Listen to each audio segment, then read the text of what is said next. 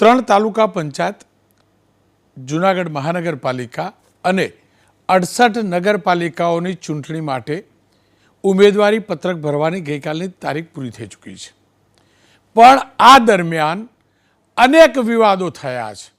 અનેક વિવાદો ત્રણેય પક્ષમાં થયા છે. ખાસ કરીને ભાજપ અને કોંગ્રેસ બંનેમાં થયા છે. કોંગ્રેસ માટે દરેક ચૂંટણીએ કંઈક વિવાદ થાય તે સામાન્ય હતું, કારણ કે અનેક વાર આપણે જોયું છે કે ચૂંટણી ટાણે સ્થાનિક નેતા હોય કે મોટા નેતા કોંગ્રેસ છોડી ભાજપમાં જોડાતા હોય. પણ કદાચ આ પહેલી વાર બન્યું છે સ્થાનિક સ્વરાજની સંસ્થાઓમાં કે ભાજપમાં આ પ્રકારના વિવાદો શરૂ થયા છે. વિવાદો ત્યાં સુધી શરૂ થયા છે કે એક નગરપાલિકામાં તો ભાજપ 2 ઉમેદવાર ઓછા ઊભા રાખવા મજબૂર થયું છે અને એટલે જ આને નામ આપ્યું છે નગરપાલિકાઓમાં ચૂંટણીનું ચકડોળ. શરૂઆત શાસક પક્ષથી કરીએ.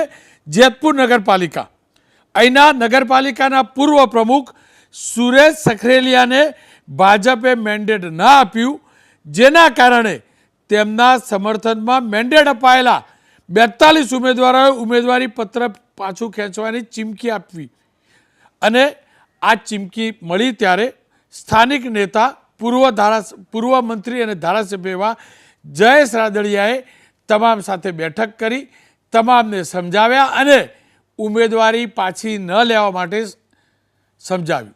છેલ્લે ઘીનાઠામ ઘીમાં જરૂર પડે એવો દાવો કરાય છે. પણ હકીકત એ છે કે 11 વોર્ડ 44 ઉમેદવાર, પણ પહેલી વાર એવું બન્યું હશે કે ભાજપ 44 ઉમેદવાર જાહેર ન કરી શક્યું. 42 ઉમેદવાર જાહેર કર્યા, 42 2 ઉમેદવાર જાહેર ન કર્યા અને જે જાહેર ન કર્યા તે પણ કોણ? પૂર્વ પ્રમુખ સુરેશ સખરેલિયા. હવે આજે ઘીનાઠામ ઘીમાં તો પડ્યા. જયેશભાઈએ પત્રકાર પરિષદ કરીને તેમની જ સાથે તેમની જ બાજુમાં બેસી સુરેશ સખરેલિયાએ જે કહ્યું છે ને તે ચોંકાવનારું છે. પહેલાં જયેશભાઈને સાંભળી લઈએ, ત્યારબાદ સુરેશભાઈને સાંભળી લઈએ. જે કંઈ પ્રશ્ન હતો એ ઘરનું છે, અમારા ઘરની વાત હતી અને બેઠક કરી અને એ વાત પૂર્ણ થઈ છે. એમાં પ્રશ્ન આખું એવું થયું કે સ્વાભાવિક રીતે અમારા જ અહીંથી કોઈ પાર્ટીના જ આગેવાનોએ જેતપુરની અંદર ભારતીય જનતા પાર્ટીનું નબળું દેખાય, જેતપુરમાં ભારતીય જનતા પાર્ટીની સત્તા ન બને એ માટે પણ પ્રયત્ન કરેલા હોય અને એના કારણે કે જ્યાં એક સીટ ઉપર મેન્ડેટ રોકી દેવાના પ્રયત્નો કર્યા, પણ કીધું કે એમાં કોઈ અમે વિચલિત થવાના નથી કે ક્યાંય ભારતીય જનતા પાર્ટીનું અહીંયા નબળું થાય એટલે જયેશભાઈનું નબળું પાડી દેવાનું, એવા પણ પ્રયત્નો થયા હોય ને. જયેશભાઈને નીચે દેખાડવાનો પ્રયાસ કોણ કરી રહ્યો છે પાર્ટીમાં જ? સમય નામ આવશે, ખ્યાલ પડશે. કોણ હોઈ શકે આગેવાનું નામ કહી શકો? અમારા યુવા ભાજપના પ્રમુખ જ છે પ્રશાંતભાઈ કોરાટ. એમાં મારી ટિકિટ કાપવામાં એવો એ જ છે. પ્રશાંતભાઈ કોરાટ? પ્રશાંતભાઈ કોરાટ જ છે. તમારી સાથે શું રાગ દિવસ? અમારી સાથે રાગ દિવસ ન હોય. જયેશભાઈ રાદડિયા અને સુરેશભાઈ સખરેલિયા બે વચ્ચે કેવી રીતના અંતર વધે એના માટેના પ્રયાસ છે. અમે ભારતીય જનતા પાર્ટીના સૈનિક છે. જ્યારે જસુબેન કોરાટ 2012 જ્યારે ભાજપના જ આ નેતા, ભાજપના ધારાસભ્યની હાજરીમાં આ જે ખેલ થયો તે માટે જે આરોપ લગાવી રહ્યા છે તે પ્રશાંત કોરટ પ્રદેશ ભાજપના યુવા પાંખના અધ્યક્ષ છે, એમની ઉપર આરોપ છે. આવું ક્યારે સાંભળ્યું નહોતું, પહેલી વાર સાંભળવા મળ્યું. રાજકોટની ભાયાવદર નગરપાલિકા 6 વોર્ડની 24 બેઠકવાળી આ નગરપાલિકા, અહીંયા પણ આ જ પ્રકારે ભડકો થયો. અગાઉ વિધાનસભાની ચૂંટણી સમયે કોંગ્રેસમાંથી આવીને ભાજપમાં જોડાયેલા નયન જીવાણી સહિત કોંગ્રેસના 14 પૂર્વ નગરસેવકો અને 5 ભાજપના કાર્યકર્તાઓએ કોંગ્રેસમાંથી ઉમેદવારી પત્રક ભર્યું. એટલે 14 ને 5 19 એવા મૂર્તિયા છે જે ખરેખર ચોપડે ભાજપના હતા, પણ ચૂંટણી પહેલાં લલિત વસોયાની ટીમ એમને પાછા લઈ આવી અને ભાજપમાં પાછી તોડફોડ કરી. પહેલી વાર આવું થયું, ભાજપ તૂટતી દેખાઈ. આ જ રીતે લાઠી શહેર યુવા ભાજપના ઉપપ્રમુખ વિજયભાઈએ પણ તમામ હોદ્દાઓ પરથી રાજીનામું આપ્યું. વોર્ડ નંબર 4માંથી ભાજપની ગાઈડલાઈન મુજબ સક્રિય કાર્યકર્તા હોવા છતાં ટિકિટ ન મળતા તેમને રાજીનામું આપ્યું છે. આ ભાઈ 2017માં લાઠી માર્કેટયાર્ડમાં વેપારી પેનલમાં બિનહરીફ જીત્યા હતા. 2021થી લાઠી શહેર યુવા ભાજપના ઉપપ્રમુખ હતા હવે બિલીમોરાની વાત કરીએ તો બિલીમોરા નગરપાલિકામાં પણ ભાજપમાં ભડકો જોવા મળ્યો. ટિકિટ ન મળતા બિલીમોરા નગરપાલિકાના પૂર્વ પ્રમુખ સંધ્યાબેન પટેલે કોંગ્રેસનો હાથ પકડી લીધો અને ચૂંટણીમાં ઝપલાવ્યું છે. આપ સમજી શકો છો આવું જવલે થતું હોય છે. આ જ રીતે જામજોધપુરની અંદર પણ આ પ્રકારની સ્થિતિ સર્જાઈ છે. જામજોધપુર નગરપાલિકામાં ભાજપમાં અસંતોષની આગ એ હદ સુધી છે કે નગરપાલિકા અને મહિલા મોરચાના પૂર્વ પ્રમુખ ચંદ્રિકાબેન ખાટે વોર્ડ નંબર 1માંથી અપક્ષ ઉમેદવારી નોંધાવી છે. વડોદરા કરજણની અંદર પણ નગરપાલિકાના પૂર્વ પ્રમુખ મીનાબા ચાવડા આમ આદમી પાર્ટીમાં જોડાયા છે. આ જ પ્રકારે હવે ઉલટી વાત પણ કરીએ, એવું નથી કે બધે ભાજપમાં જ આવું થયું છે, ક્યાંક બીજા પક્ષોમાં પણ થયું છે, કોંગ્રેસમાં પણ થયું હશે. વલસાડ નગરપાલિકામાં વિરોધ પક્ષની ભૂમિકા ભજવનાર આપના નેતા રાજેશ પટેલ ઉર્ફે રાજુ મરચા ભાજપમાં જોડાયા છે. આ એ જ રાજુ મરચા છે જેઓ ધારાસભ્યની ચૂંટણી આપના ચિહ્ન ઉપર લડ્યા હતા અને હવે તેમને કેસરીયો ખેસ પહેર્યો છે. તો એટલું જ નહીં, બોટાદની અંદર તો મતદાન થાય, ચૂંટણી યોજાય એ પહેલાં જ વોર્ડ નંબર 7માં ભાજપની જીત થઈ ચૂકી છે. કોંગ્રેસ આપ તો પોતાના ઉમેદવાર ઊભા ના જ કરી શક્યા, કોઈ અપક્ષે ફોર્મ ના ભર્યું એટલે વોર્ડ નંબર 7ના ચારેય ઉમેદવાર બિનહરીફ જીત્યા છે. ડાકોર નગરપાલિકાની ચૂંટણીમાં એક કાઉન્સિલર પણ બિનહરીફ થયા છે. ભાજપે 28માંથી 27 મેન્ડેટ આપ્યા છે. વોર્ડ નંબર 7માં ભાજપ બક્ષીપંચ સીટ પર બિનહરીફ થયું છે અને અહીંયા પણ અન્ય કોઈએ ફોર્મ ભર્યું નથી. એનો મતલબ કોંગ્રેસ આપ ઉમેદવાર પણ ડાકોરમાં નથી ઉતારી શકી. આ જ પ્રકારે દ્વારકા નગરપાલિકા 28 બેઠકોવાળી નગરપાલિકા 7 વોર્ડની 8 બેઠકો પર ભાજપના ઉમેદવારો બિનહરીફ જીત્યા છે. એટલે કે કોંગ્રેસ આપ કોઈને પણ ઉમેદવાર મળ્યા નથી. તાપી નજર તાલુકા પંચાયતની 2 બેઠક પૈકી 1 બેઠક બિનહરીફ જાહેર થઈ છે. સાણંદ તાલુકા પંચાયતની ફોગડી બેઠકની પેટા ચૂંટણીમાં ભાજપના ઉમેદવાર ચંદુભાઈ બિનહરીફ જાહેર થયા છે. હવે કોંગ્રેસને પણ કેવા ઝટકા લાગે છે, બિનહરીફ થયા દેટ મીન્સ કોંગ્રેસને કોઈ મળ્યું નહીં. જૂનાગઢ મહાનગરપાલિકાની ચૂંટણીના અંતિમ દિવસે ભાજપ અને કોંગ્રેસના ઉમેદવારો ફોર્મ ભરવા પહોંચ્યા હતા. અહીં કોંગ્રેસના પૂર્વ નગરસેવક રજાકભાઈની નારાજગી જોવા મળી. કોંગ્રેસે ટિકિટ ના આપતા વોર્ડ નંબર 8માંથી તેમને આમ આદમી પાર્ટીમાંથી ફોર્મ ભર્યું છે. ધોરાજી નગરપાલિકાની ચૂંટણીમાં પણ કોંગ્રેસને ઝટકો લાગ્યો. કોંગ્રેસના પૂર્વ કોર્પોરેટરના પતિ ધર્મેશ રાજગુરુ, ધોરાજી શહેર કોંગ્રેસ ઉપપ્રમુખ જયકુમાર, ધોરાજી યુથ વિંગ શહેર કોંગ્રેસના પ્રમુખ, જિલ્લાના સોશિયલ મીડિયા કન્વીનર આશીષ જેઠવા સહિતના નેતાઓ કોંગ્રેસ છોડી આપમાં જોડાયા છે. જૂનાગઢની રાજનીતિમાં પણ જબરું જોવા મળ્યું છે. ધારાસભ્ય વિમલ ચુડાસમા ચાલુ ધારાસભ્ય છે, તેમને નગરપાલિકાની ચૂંટણીમાં ઝંપલાવ્યું છે. જૂનાગઢની ચોરવાડ નગરપાલિકાના વોર્ડ નંબર 3માંથી તેમને ફોર્મ ભર્યું. તેમની પત્ની જલ્પાબેન ચુડાસમાએ વોર્ડ નંબર 4માંથી ફોર્મ ભર્યું છે. પોરબંદરની વાત કરીએ તો અહીંયા તો અલગ જ ટ્વિસ્ટ છે. ભાજપ અને કોંગ્રેસ બંનેને સાયકલ ટક્કર આપવાની છે. કુતિયાણા નગરપાલિકાના 6 વોર્ડના 24 ઉમેદવારોની ભાજપે ઉમેદવારી કરાવી, પણ કુતિયાણા નગરપાલિકાની ચૂંટણીમાં ઢીલીબેન આડોદરાને મેન્ડેટ અપાયું. તો બીજી તરફ હર હંમેશ સરકારને સાથ આપનાર, ગમે તે પક્ષમાં હોય પણ સરકારને સાથ આપનાર કાંદલ જાડેજાના ભાઈ કાના જાડેજાએ સમાજવાદી પાર્ટીમાંથી ફોર્મ ભરી રાજનીતિમાં પ્રવેશ કર્યો છે, જેથી અહીંયા પણ ખરાખરીનો જંગ જામવાનો છે. કુલ મળીને આ ચૂંટણીનું ચગડોળ ક્યાંક ચગડોળમાં બીજેપી ઉપર જાય છે, ક્યાંક કોંગ્રેસ ઉપર જાય છે, તો ક્યાંક કોંગ્રેસ નીચે દેખાય છે, તો ક્યાંક બીજેપી પણ નીચે દેખાય છે. અને એટલે લાગ્યું ચર્ચા કરવી જોઈએ. જયરાજસિંહ પરમાર મારી સાથે જોડાયા છે, લલિત વસોયા જોડાયા છે, દીક્ષિત ઠકરાળ જોડાયા છે. લલિત કાકા, બહુ બધા ઘા વાગ્યા. આ જયરાજભાઈની પક્ષને તો બહુ ટેવાયેલું નથી આ બધાથી, એટલે એમને બહુ તકલીફ પડી હશે. તમે તો આવા ઘા બહુ વેઠી ચૂકેલા, ક્યાંક નિર્દળીય થયા, આ થયા, એનાથી બહુ ચિંતા નહીં હોય, પણ 1-2 જગ્યાએ તમે ભાજપને તોડવામાં સફળ થયા. પણ પાછું ભાયાવદરમાં તો પાછું શું થયું, ખેલ પડી ગયો તમારો.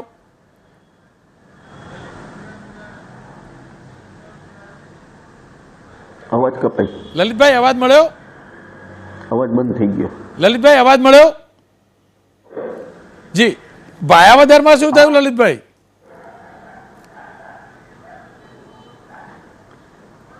પાયાવદર નગરપાલિકાની ચૂંટણી આવી. ભારતીય જનતા પાર્ટીના જે આગેવાનો અને કાર્યકર્તાઓ હતા એને એવું લાગ્યું કે ભારતીય જનતા પાર્ટીમાં અમારી અવગણના થાય છે, અપમાન થાય છે, સ્વમાનને ઠેસ પહોંચે છે, અને એટલા માટે છેલ્લા 10 દિવસથી એ મારી અને મારી ટીમ સાથે સંપર્કમાં હતા.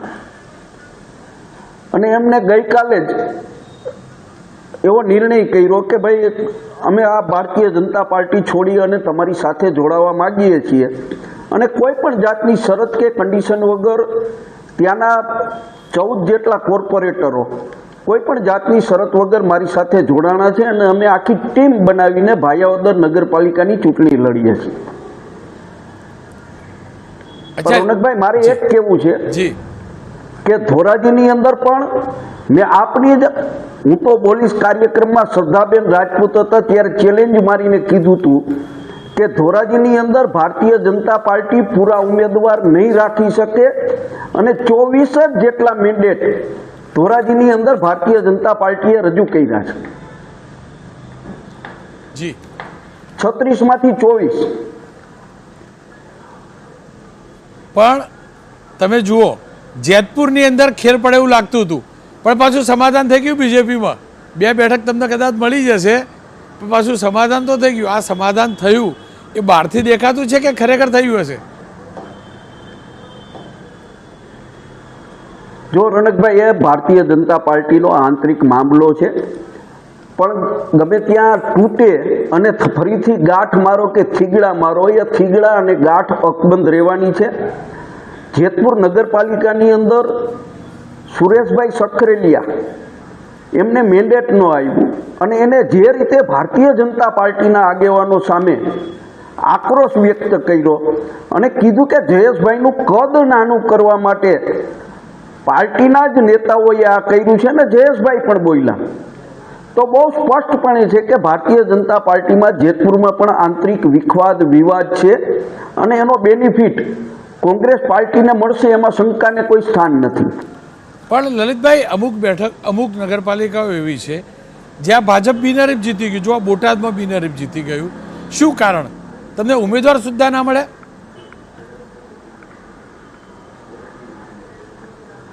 રોનકભાઈ, ગઈ નગરપાલિકાની ચૂંટણી વખતે અનેક જગ્યાઓ એવી હતી, અનેક નગરપાલિકાઓ એવી હતી કે જે બિનહરીફ થઈ હતી. આ વખતે કોંગ્રેસ પાર્ટીએ કમર કઈસી છે. જૂજ 1 કે 2 સીટો આપે ગણાવી એ મુજબ કદાચ 4 થી 5 સીટો ભારતીય જનતા પાર્ટીની બિનહરીફ થઈ છે. એટલે કોંગ્રેસ પાર્ટીએ એકંદરે જે શહેરી વિસ્તારો છે, શહેરી વિસ્તારોની અંદર પહેલેથી જ કોંગ્રેસ પાર્ટીનું વર્ચસ્વ ઓછું છે. ભૂતકાળની અંદર પણ આ જ નગરપાલિકાઓની ચૂંટણી હતી ત્યારે પણ ભારતીય જનતા પાર્ટીની બહુમતી નગરપાલિકાઓ બની હતી, પરંતુ આ વખતે પ્રજાની અંદર વહીવટદારના શાસનનો આક્રોશ છે, અને કોંગ્રેસ પાર્ટી 100% સારો દેખાવ આ નગરપાલિકાની ચૂંટણીની અંદર કરવાનો છે.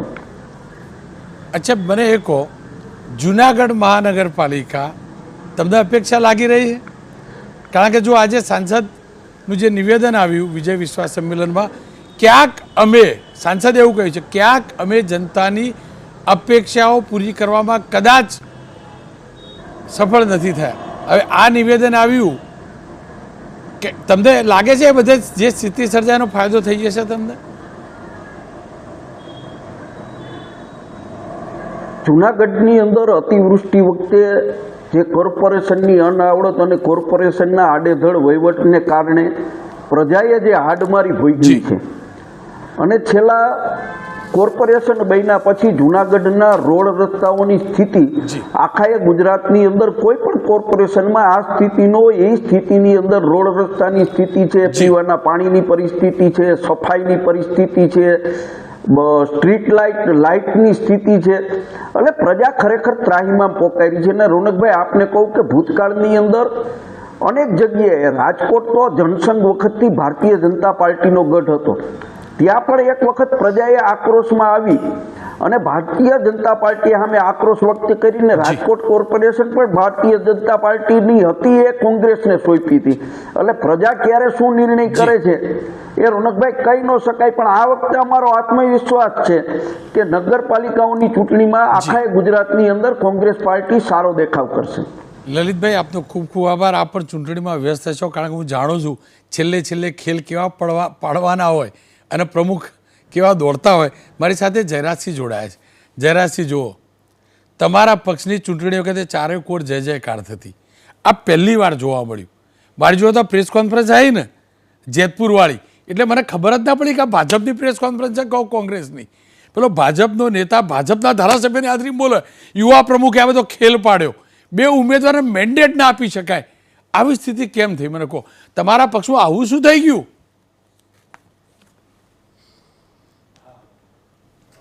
રોનકભાઈ, જો એક વાત આપને જાણ ખાતર કહું કે સ્થાનિક સ્વરાજની ચૂંટણી છે અને આ એકદમ પાયાના છે, ગ્રાઉન્ડ ઝીરો ઉપરની આ ચૂંટણી છે, એટલે સ્વાભાવિક છે, આમાં કોઈ બચાવ નથી. પહેલાં તો સ્પષ્ટ કહું આપને. પણ આ સુંદરતા છે લોકશાહીની, આ લોકશાહીની ખૂબ સુંદરતા છે, આપ સમજો. અને આવન જાવનવાળી જે વાત છે, હમણાં મારા પરમ મિત્ર લલિતભાઈ પણ કહેતા હતા, એ મુદ્દો મેટર છે જ, મેટર કરે જ છે, એમાં કોઈ સવાલ જ નથી. અને સ્થાનિક સ્વરાજમાં દરેક નિયમ છે કે હું એનો ભાગીદાર બનું. ધારાસભા લોકસભા ચૂંટણી પૂરતું તો બરાબર છે કે સ્વાભાવિક છે કે એમાં સંગઠનને બીજું ત્રીજું ઘણા બધા મુદ્દા આવે, પણ નગરપાલિકા અને એ પણ આ તો સાવ અર્બનની સૌથી પહેલી ચૂંટણી જેમ તાલુકા પંચાયત હોય એમ, એટલે સ્વાભાવિક છે બધાની ઈચ્છા હોય, બધાને લડીએ, બધાને એમ કે ભાઈ મારો વારો આવી જાય, આવે બી છે. બધા નવા ચહેરા આપીએ એટલે જૂના જે 2-3 વખતના સિનિયર હોય એ નારાજ થાય ક્યાંક છે. પણ આ બધી પ્રક્રિયા છે જ. પણ એનાથી એક વાત બહુ સ્પષ્ટતા સાથે કહું, બહુ સ્પષ્ટતા સાથે, કે તમે આખો નગરપાલિકાનો અત્યાર સુધીનો ઇતિહાસ પણ જોઈ લો. શહેરી જે પ્રજા છે, ખાસ કરીને લોકો છે, મતદારો છે, શહેરી મતદારો અથવા તો સેમી અર્બન છે, ચલો ને માની લઈએ, એ ભારતીય જનતા પાર્ટીનો ચુસ્ત સમર્થક વર્ગ રહ્યો છે, ચુસ્ત સમર્થક. એટલે ભાજપનો હાર્ડકોર જો કોઈ સમર્થક હોય તો સૌથી વધુ નગરપાલિકાઓ જ છે. તમે ટ્રેન્ડ બી જોઈ લેજો. હું આપને કહું, 2015માં અને 2000માં રોનકભાઈ અને 2015 આ બે વખતે ભારતીય જનતા પાર્ટીનો પરાજય થયેલો હતો. હું 2000 એટલે 25 વર્ષ પહેલાંની વાત કરું છું ને એના પછી 2015માં પાટીદાર આંદોલન વખતે, આ બે વખતે જ્યારે તમામ જિલ્લા પંચાયતો અને તાલુકા પંચાયતની અંદર પણ ભાજપની સત્તા ગઈ હતી, ત્યારે નગરપાલિકામાં તો ભારતીય જનતા પાર્ટીની જ સત્તા હતી. એટલે જે શહેરી મતદાર છે ખાસ કરી એ પ્રતિનિધિમાં આહોટ એક વાત બહુ સ્પષ્ટ ચોક્કસ છે કે નારાજગી થાય ને એમાં જૂઠું બોલવાનો કોઈ મતલબ નથી. પણ ભારતીય જનતા પાર્ટીની અંદર એટલા બધા લોકો છે, એટલા બધા વધારે પડતા લોકો સ્વાભાવિક છે, જનસમર્થન હોય એટલે વધુ હોય, જો વધુ ભીડ હોય ત્યાં પ્રશ્ન ઉપસ્થિત થાય ને થાય. જયરાજભાઈ 30 સેકન્ડ પૂરતા રોકું, ખાલી 30 સેકન્ડ પૂરતા. આટલું બધું છે, બહુ બધા ચૂંટણી લડવા માગે છે, તો આ 44માંથી 44 ઉમેદવારને કેમ ના આપી શક્યા? 42નો જ મેન્ડેટ ગયો, યાદી પણ 42ની જ ગઈ જેતપુરમાં. આવું તો શું થઈ ગયું? બહુ બધા લોકો હતા તો પછી આ બેનું નામ કેમ છાપવાનું ભૂલી ગયા? કોઈ લોચો થઈ ગયો કે બહુ બધું એમાંથી શોર્ટલિસ્ટ કરવામાં ભૂલ થઈ ગઈ? થયું શું? બહુ બધું હતું તો રોનકભાઈ, ભારતીય જનતા પાર્ટીમાં ફૂલપ્રૂફ સિસ્ટમ હોય છે અને જે બાકી રાખી હોય એ વ્યૂહાત્મક રીતે અથવા તો બે સરખા સરતા શક્તિશાળી. હું બીજી વાત કરું, કોઈ પણ પક્ષ નહીં, દરેક પક્ષને લાગુ પડે છે. ટિકિટ મળે છે એટલે જેને નથી મળી રોનકભાઈ એ નબળા છે, ઓછા કામના છે એવું નથી હોતું. ટિકિટ આપવા માટેના દરેક પક્ષોમાં, હું જિલ્લા પંચાયત, તમે બી આમાં ઘાટના કારીગર જ છો ને, તમે જાણીતા, તમને ક્યાં ખબર નથી? એટલે આ વાત કરું છું કે ટિકિટ ના મળે એટલે એવું સમજવાનું નહીં કે નબળા છીએ, નકામા છે. પણ ક્યાંક જાતિ સમીકરણ, 4માં પછી 2 મહિલા અનામત, એમાં પછી પુરુષ માટેની પાછી લડાઈ થાય, એટલે પાછું વોર્ડનો પાછું સ્થાનિક ભૌગોલિક સમીકરણ જોવાનું, એકલું જાતિ સમીકરણ નહીં. એટલે આ બધા મુદ્દામાં ઘણી વખત શું થાય કે 2 તાકાતવાળા નેતાઓ એક વોર્ડમાં આવી ગયા હોય તો મુશ્કેલી થાય જ એવી સ્થિતિ જેતપુરમાં છે. એટલે જેતપુરમાં એવી સ્થિતિ નહીં મોટા ભાઈઓ. ભારતીય જનતા સાંભળો ને પાર્ટીમાં- સાંભળો ને ભારતીય સાંભળો જનતા ને પાર્ટીમાં- આ સાંભળો ને આ જયેશભાઈને તો કેટલું બધું પોલિટિકલ જ્ઞાન, મારી વાત- એ ચોખ્ખું ક્યાં, એ તો ચોખ્ખું ક્યાં છે, આ પાર્ટીમાં જ ખેલ પડ્યો. જયેશભાઈએ ચોખ્ખું કીધું, નામ નહીં દીધું. હવે મને કહો, આપણે ઉત્તર ગુજરાતી ખબર ના હોય, પણ આ તો જયેશભાઈ લઈ આવ્યા વાત. ના, એક વાત કહું રોનકભાઈ, પાર્ટીમાં ખેલ પડ્યો એટલે ખેલ નહીં, બીજા બધા નેતા હોય, દરેકના પોતાના સમર્થકો હોય છે, અને દરેક નેતા એવું ઈચ્છે કે મારો સમર્થક આવે, દરેક સમર્થક એવું ઈચ્છે કે મારો નેતા મારું ભલામણ કરે ને મને ટિકિટ મળે. આ બહુ બહુ બહુ સાદી પ્રક્રિયા છે. એટલે એમાં કોઈએ ખેલ પાડી દીધો એના કરતાં ચેક એન્ડ બેલેન્સની થિયરી પણ કામ કરતી હોય. હું જયેશભાઈની વ્યક્તિગત કોઈ વાત કરતો નથી, પણ દરેક જગ્યાએ જુઓ, કોંગ્રેસ જેવું નથી. કોંગ્રેસમાં ભાજપમાં શું ફરક છે રોનકભાઈ, આ તમારા વાતનો જવાબ આપું છું ટ્વિસ્ટ કરીને. કેમ એ મને 1 મિનિટ આપજો. કોંગ્રેસ આખું માળખું ધારાસભ્યને, સંસદ સભ્યોને સરેન્ડર કરી દે છે. સમજો, આખું માળખું. એ તાલુકા પંચાયતના કોરા મેન્ડેટ જાય, નગરપાલિકાના કોરા મેન્ડેટ જાય. જે કોંગ્રેસનો કાર્યકર્તા આ ડિબેટ જોતો છે એ બી રાજી થઈ જશે. કારણ કે એને ટિકિટ મેળવવી હોય તો ફરજિયાત નેતાનો જબ્બો પકડવો જ પડે. ભારતીય જનતા પાર્ટીમાં એવું નથી. ભારતીય જનતા પાર્ટીમાં હા, કોઈ નેતા શક્તિશાળી હોય ને એનું ચલણ હોય ને એને સીટો વધારે મળે એ જુદી વાત છે, પણ ભારતીય જનતા પાર્ટીમાં કોઈક નેતાના સમર્થક બનવું એના કરતાં નરેન્દ્રભાઈ મોદી સાહેબના સમર્થક બનવું કે ભારતીય જનતા પાર્ટીના કમળના સમર્થક બનવું એ વધુ પસંદ કરે છે. એટલે તમે જો, નો રિપીટ થિયરીનો જન્મ બી આખા દેશની રાજનીતિમાં ગુજરાતથી થયો છે. નો રિપીટ થિયરીનો જન્મ પણ ગુજરાતથી જ થયો છે. અને મેક્સિમમ સ્થાનિક સ્વરાજમાં ઉમેદવારો બદલાય છે. 2 વખતના, 3 વખતના. આ બધા નિયમો અને ક્રાઇટેરિયા બધા ભાજપમાં લાગુ પડે ને હોબાળો ભાજપમાં જ થાય. ક્યાંક રેલીઓ વિરુદ્ધમાં નીકળે, ક્યાંક અપક્ષ ફોર્મ ભરાય તો એ ભાજપમાં જ જાય. કારણ કે કોંગ્રેસને તો ઉમેદવાર જ શોધવા પડતા હોય છે રોનકભાઈ, ઉમેદવાર ગોતવાના હોય છે.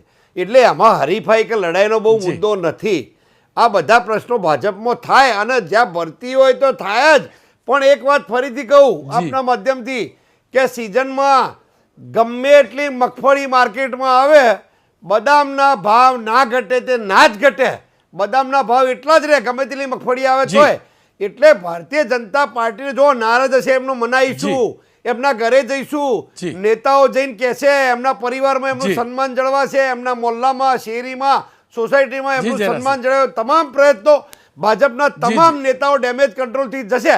અમે જઈએ છીએ અમારા મત વિસ્તારમાં, અમે ખેરાલુનું વડનગર માથા ઉપર રહી અને જ્યાં કચાશ હોય, કોઈ નારાજ થયું હોય, ટિકિટ ના આપી હોય, મનાઈએ છીએ. અને ફરીથી ભાજપને પ્રજા પસંદ કરવાની છે. અને જયરાજભાઈ, સમયનો અભાવ છે, પણ આપે વાત મગફળીવાળી કરી ત્યારે ખાલી છેલ્લે સંભળાવી દઉં તમને, બહુ મીઠાશથી સંભળાવી દઉં. આ ભાજપમાં બદામ ઓછી હતી કે કોંગ્રેસમાંથી મારે જયરાજભાઈ જેવા શોધીને મગફળી લઈ આવી પડી, સીજે જેવી લઈ આવી પડી? બસ આટલું વિચારજો. કોંગ્રેસની બદામો શું કરવા ભાજપે શોધવી પડી જો વધુ હતી તો? ખેર, મારી સાથે દીક્ષિત ઠકરાલ જોડાશે. દીક્ષિત, ખાસ કરી પોરબંદર જિલ્લાની પણ વાત કરી લઈએ અને જુનાગઢ જિલ્લાની વાત કરી લઈએ. પોરબંદરમાં એક્ઝેક્ટલી થયું શું? કાંધલ તો બીજેપી સમર્થક રહેલા છે, શું કારણ?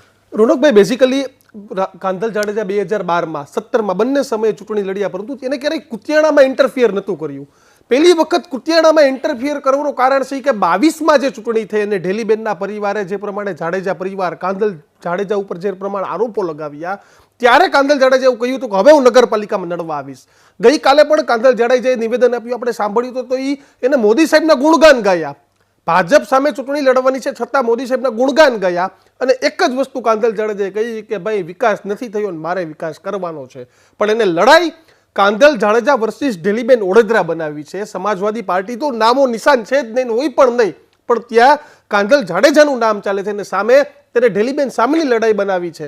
જુનાગઢની આપણે વાત કરીએ, જો રોનકભાઈ, જુનાગઢનો વિકાસ નથી થયો.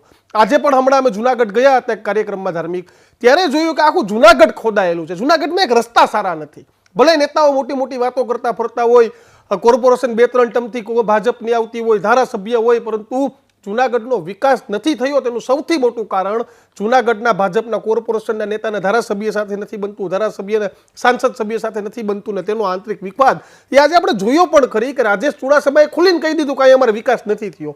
તો આનાથી મોટી વાત તો જૂનાગઢ માટે બીજું કોઈ હોય જ ન શકે. ત્રીજા નંબરની વાત આપણે જેતપુર બાજુ પણ આવીએ તો જેતપુર બાજુ પણ એ જ પરિસ્થિતિ થઈ કે ભાજપમાં હમણાં જયરાજસિંહ એવું કહેતા હતા કે ખૂબ સારી વાત છે, સુંદર પ્રક્રિયા છે, લોકશાહી છે. કોંગ્રેસમાં જ્યારે ભાંગતૂડ થાય ત્યારે ભાજપ એવું કહેતું કે ભાઈ કોંગ્રેસમાં ભૂકંપ આ તે થઈ ગયું અને હવે ભાજપમાં એવું તો સારી પ્રક્રિયા છે, પરંતુ પ્રશાંત કોરાટનો વિરોધ જાહેર મંચ પરથી જયેશ રાદડિયાની બાજુમાં બેઠા બેઠા એના સમર્થક કરીને રોનકભાઈ, તો આનાથી મોટો કકડાટ મારા 10-12 વર્ષના પત્રકારના કાર્યક્રમમાં મેં ક્યારેય ભારતીય જનતા પાર્ટીમાં નથી જોયો કે આ પ્રમાણનો કકડાટ સૌરાષ્ટ્રમાં હોય, આ પ્રમાણેની સ્થિતિ હોય. કારણ કે એટલા નેતાઓ વધી ગયા, પ્રશાંત કોરાટ, જયેશ રાદડિયા, ડૉક્ટર ભરત બોગરા, અલ્પેશ ઢોલરિયા, કુંવરજી બાવળિયા. જો કુંવરજી બાવળિયા અને ભરત બોગરા વચ્ચેનો કોલ્ડ વોર બધાની સામે જ હતો.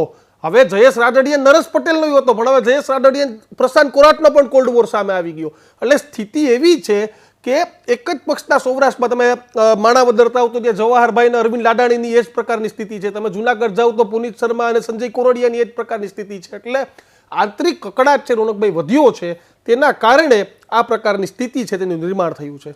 દીક્ષિત, આપનો ખૂબ ખૂબ આભાર. ખેર, હવે ચૂંટણીના જે ઉમેદવારો છે તે ફોર્મ પરત ખેંચવાની પ્રક્રિયા કરશે અને ત્યારથી લઈ મતદાન સુધી અનેક ખેલ થશે, અનેક ખેલ. અને રસપ્રદ એ રહેશે કે કોણ કયા પક્ષના વિરુદ્ધ કામ કરે છે, પક્ષમાં રહી પક્ષના વિરુદ્ધ કોણ કામ કરે છે. અને આ ચૂંટણીના પરિણામો પણ સૌથી મોટું કોઈ અસરકારક પરિબળ રહેશે તો આ જ રહેશે પક્ષની અંદર રહેલા વિભીષણો. જી હા, પક્ષની અંદર રહેલા જ વિભીષણો. કારણ કે નગરપાલિકાના વોર્ડ નાના હોય છે અને ત્યાંની હારજીત 100 વોટથી 500, 700, 1000 વોટની હોય છે. એટલે એક પણ વ્યક્તિ પાર્ટી વિરુદ્ધ ખેલ પાડી દે તો એ પાર્ટીની જીતની શક્યતા ઘટી જતી હોય છે.